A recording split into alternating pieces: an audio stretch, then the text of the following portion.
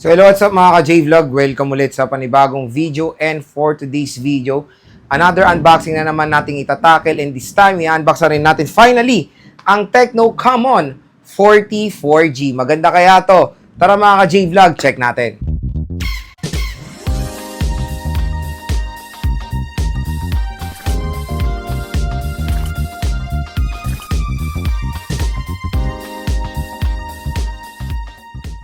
Mga ka-J-Vlog, finally, unbox na rin natin itong Tecno Camon 40 4G, and shout out sa mga nakanood ng first impressions ko dito sa device na to. Tulad nga ng sinabi ko sa inyo, i-unbox, game test, and review natin itong Tecno Camon 40 4G.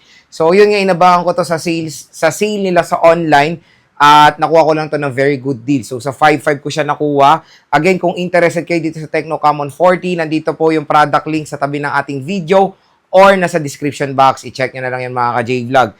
At ang SRP neto mga ka-J-Vlog, the Tecno Camon 40 ay merong SRP na 9,999 pesos or almost 10,000 pesos with 8 GB of RAM and 256 GB of internal storage. Pero mga ka-J-Vlog, nakuha ko lang to sa murang halaga 8,500 pesos ko lang nakuha itong Tecno Camon 40 sa official store nila sa online. So, mas mura talaga sa online, kaya i-check nyo na lang yung link dito sa description box. Sinabi ko yung SRP kasi yun yung possibility na presyo niya pag binili nyo to offline or sa mga mall. Kaya maganda rin naman bumili sa online. Alam ko marami pa rin natatakot bumili sa online. Pero again, nandito na po yung link para hindi kayo mahirapan, or yan na po yung guide nyo para matik i-add to cart nyo na lang yan mga ka-J-Vlog. Basta bibili lang kayo sa mga official basta sa mga official brand ang gusto nyo. For example, itong Tecno, meron itong Tecno official store sa online. At yung napili nating color is yung Glacier White, at napakaganda nung box ng Tecno Camon 40. Meron siyang glittery effect. Box pa lang, very premium na. At ito, dito ako na-excite sa Tecno AI. At syempre, super excited na rin ako i-test ang camera nitong Tecno Camon 40 dahil super satisfied ako doon sa camera ng Tecno Camon 30. Tapos ano kaya mga naging upgrades dito? So tara mga J-Vlog, samahan nyo kaya unbox itong Tecno Camon 40 4G. So ito yung box ng Tecno Camon 40. So maganda yung box na itong device na to, in fairness ha. Tecno AI, 50 megapixel Sony sensor with AMOLED display, IP66. So sayang, isa na lang. 67 na, so pwede na sana itong masubmerge sa tubig. Since 66 siya, pwede lang siya sa water resistant, hindi na yung mga high pressure sensitive na mga water, pero hindi po pa rin siya pwede malublob sa tubig dahil 66 lang ang kanyang IP rating. Pero meron tayo ditong one tap flash snap, performance tested sa likod. Isa yan, meron tayong MediaTek Helio G100 Ultimate processor with 5200 mAh battery capacity with 45 watt supercharge and Dolby Atmos dual stereo speakers. Ayan, yun nga pala mga ka-J-Vlog, inopen na rin pala natin to sa upon receiving, dahil binili natin to sa online para din syempre safe. Inopen natin siya na video para kung sakaling may discrepancy sa delivery, meron tayong proof sa online na wala pong laman yung unit. Again, wala pong problema dito sa mismong shop. Kasi sa official store tayo order, nagkakaroon minsan ng discrepancy doon sa mismong courier. Kaya yun, talaga dapat maging maingat tayo. At ayan, yung kanyang box, tiga nyo, meron siyang glittery effect. Open na natin itong Tecno Camon 40. 8GB 256 pala to. So ayan, parati ko sinasabi, 8GB lang ang talagang titignan nyo dito. Pero nakalagay dyan 16GB. Ayan na yung smartphone, mamaya na to. Yung color pala na pinili natin dito is yung Glacier White. Okay, meron tayo ditong 12 plus 1 month warranty, a total of 13 months warranty. Meron tayong ditong warranty card, and of course, si Maring jelly case. Medyo yellowish na, ewan ko. Mas maganda yung jelly case ng Infinix Note 50. 45 watt fast charging brick, and Type A pa rin yung dulo niya. At meron tayo ditong USB Type-C cable. So, nandito na si paring brick. Asahan natin na ito na po ang papalitan natin kay paring earphone, si paring brick na, dahil na talaga, totally sa vacation mode na si paring earphone eh. So, meron tayo dito si Baby SIM eject tool, at yun lang naman yung content ng box. Very simple lang. Next, dito tayo sa smartphone. So, ito yung Tecno Camon 40. Meron siyang 50 megapixel main camera, ultra night camera, MediaTek Helio G100 Ultimate, IP66 water and dust resistant, and 120Hz ultra bright AMOLED display. So, tanggalin natin siya sa plastic niya. So, tingnan na natin ang Tecno Camon 40 in Glacier White. So, in 3, 2, 1. Wow, ang ganda ng Glacier White. Very premium looking itong device na to. So, natesta rin natin yung Camon 30 before. Mas maganda yung design for me ng Tecno Camon 40. So, meron siyang triple rear camera system with flash. Dual tone flash din siya. Ewan ko ano tong red na to. Matte finish. I think polycarbonate yung back. Napakaganda nung kanyang finish sa back cover. Very slim. So, meron siyang glossy finish. Mas maganda rin yung frame ng Infinix Note 50 dahil ano yun metal. Ito po steel plastic. Mas maganda yung build quality ng Infinix Note 50. So, meron tayo ditong power button and volume rocker sa right side. Sa taas naman is Dolby Atmos siya. Compare sa Infinix Note 50 na JBL since dalawa naman yung brand na yan ay maganda naman sa sound. So, meron tayong IR blaster. Yes, IR blaster, secondary speakers at microphone. Sa left side, ito yung sa flash ata to, one tap flash. Ewan. Explore pa rin natin yan later on. Sa baba naman is nandito yung SIM tray, microphone, Type-C port at speaker grill. Tingnan natin kung si Tecno Camon 40 ay hybrid ng SIM card or hindi. So, yon, sad to say mga ka-J-Vlog, it is a hybrid SIM card slot. Yes, hybrid siya. So, one SIM at yung secondary slot is may mili kayo kung SIM to ba or SD card. Ayan. And sa bibili nito, meron na itong screen protector out of the box. So, open na natin si Tecno Camon 40. So, flat display to, hindi siya curve. Tecno, powered by Android. Ilagay natin si Maring Jelly Case. So, ayan. Ilagay nyo muna si Maring Jelly Case as a temporary case sa inyong unit. Nakikita pa naman yung napakagandang color nitong Infinix Note ng itong Tecno Camon 40. Ayan, setup muna natin to. Balik ako kayo. So, ito yung AI nila mga ka-J-Vlog. Tecno AI to. So, ito palang button na to is parang ding sa Siri button ng Apple. Hindi na nyo lang ganyan. Ayan, may instruction siya dyan. Ayan, oh. Just long press and I'll appear. Ayan, oh, yung parang ganun sa Apple din yung parang ganun ng Apple AI. Ready. Ayan. Tecno AI together. Okay na. Setup na natin. So, ayan, na-setup po na natin tong Tecno Camon 40. Napakaganda ng Tecno AI nila ngayon, in fairness, ha. So, di na natin to. Ayan, si Ella ang kanilang AI. Ayan, oh. O, di ba parang sa Apple din. Hello? Hello? We're best friends now. Lalaki.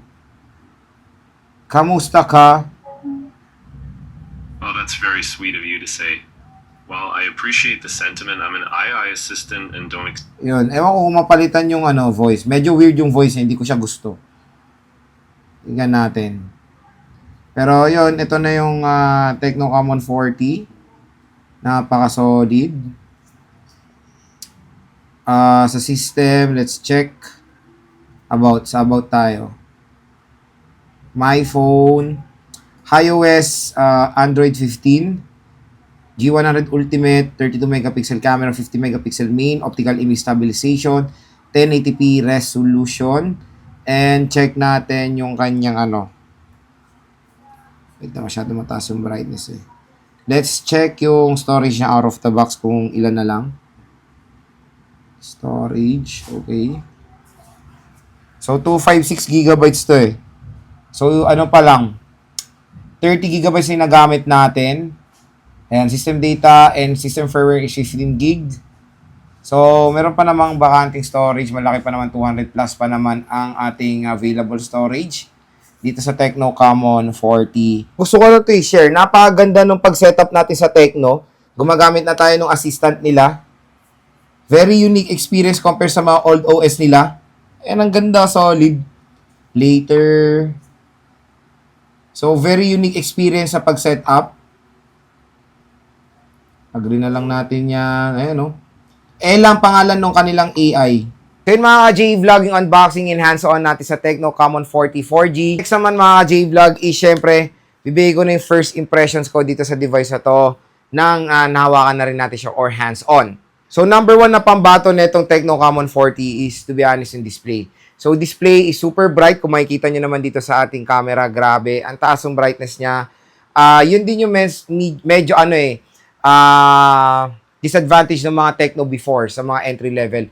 Mababa talaga brightness sila. Pero dito, solid ang taas ng brightness ng Tecno Common 40. At hindi lang yon, AMOLED display pa tong device na to. Sad to say, it's 120 Hz compared doon sa kanyang brother or yung sister company nila na Tecno na 144 Hz ang Infinix Note 50. So dito, standard 120 Hz pero malaki rin naman yung screen na mo-offer na itong device na to. So again, huwag kayong mag-expect na curved display po ito. It's a flat display. Pero again, kahit flat display, napakaganda po ng overall quality ng display na itong Tecno Common 40. Full HD Plus, 1080p siya, tapos naka-AMOLED and in-display fingerprint scanner.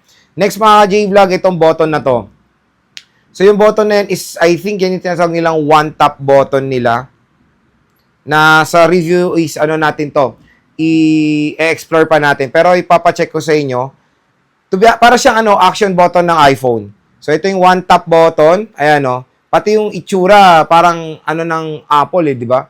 Yung action button. So pwede niyo siyang i-personalize, double press for flash nap, long press to wake up Ella, haptic feedback. So pwede niyo naman i-personalize kung ano-ano. So pwede natin ito gawing flashlight, yung double press.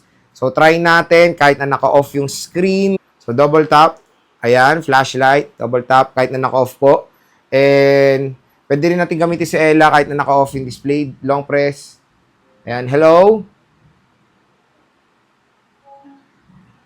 So, ayan yung AI nila. Hello there. Oh. How can I help you today? Ella pangalan, pero lalaki boses. Pero I think pwede mo naman personalize yung voice na itong si Ella. So, yun. Very convenient na meron siyang one-tap button na parang action button sa Apple. Next mga ka-J-Vlog, the chipset. So, chipset is the top-of-the-line 4G na chipset din ng MediaTek. So, the MediaTek Helio G100 Ultimate. So, again, na-test ko naman na ng few times yung MediaTek Helio G100. Hindi po mabagal na chipset yan. I think yung mga consumers kasi parang nagagasgasan na sa pangalan ng G80, G99, G100. Pero again, the performance-wise, okay rin naman kahit paano yung G100. Makakapaglaro naman tayo ng mga few games dyan. So, stay tuned lang sa ating game test ito sa Tecno Common 40 dahil itetest natin siya sa mga iba't ibang scenario din as well. Hindi naman po siya mabagal. Next sa camera tayo magpo-focus dito. So, abangan nyo lang to sa full review yung camera ng Tecno Common 40 4G dahil meron siyang 50 megapixel at hindi lang yon. Yung sensor ng kanyang main camera is Sony sensor with optical image stabilization for an entry-level smartphone. Napakagandang addition yan mga ka-J-Vlog. Again, it's a dual camera system. Ultra-wide camera yung pangalawa. Hindi pala to camera. I don't know kung ano pa purpose nito. Magse-search pa tayo magse-search pa tayo pero hindi siya camera Yes, tinignan ko rin.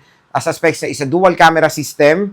Ultra-wide camera and main megapixels 50. Pero itong pangatlong I think design lang siya. I don't know kung ano yan. Sensor ba siya? Natin siya sa full review natin. Pero again, camera-wise, syempre, pag Common series, expect nyo maganda po mapoprovide na camera ng mga devices na to.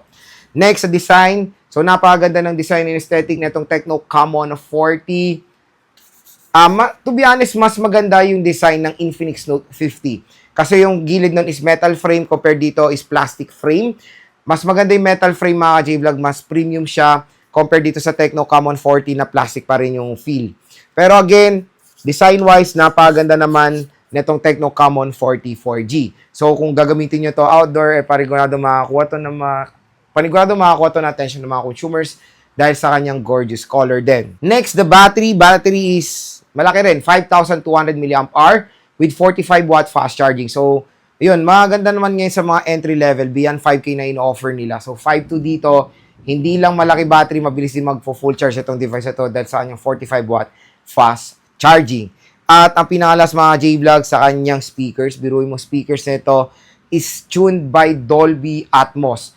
Kung sa Infinix Note 50 is JBL, dito po is Dolby Atmos. Dalawang brand na yan is maganda talaga ang sound quality. Kaya expect nyo dito sa Tecno Common 40 makakapagbigay ito ng outstanding sound quality pag maglalaro kayo or manonood ng movie. So yun mga J-Vlog ang ating unboxing in hands-on dito sa Tecno Common 40. So abangan nyo na lang po yung full review, game test natin dito sa device na to. At kung interested kayo, again, nandito po yung link niyan sa ating video, nasa gilid or nasa description box. I-check nyo na yan. I-add to cart nyo na mga J-Vlog habang mura lang po ito sa online.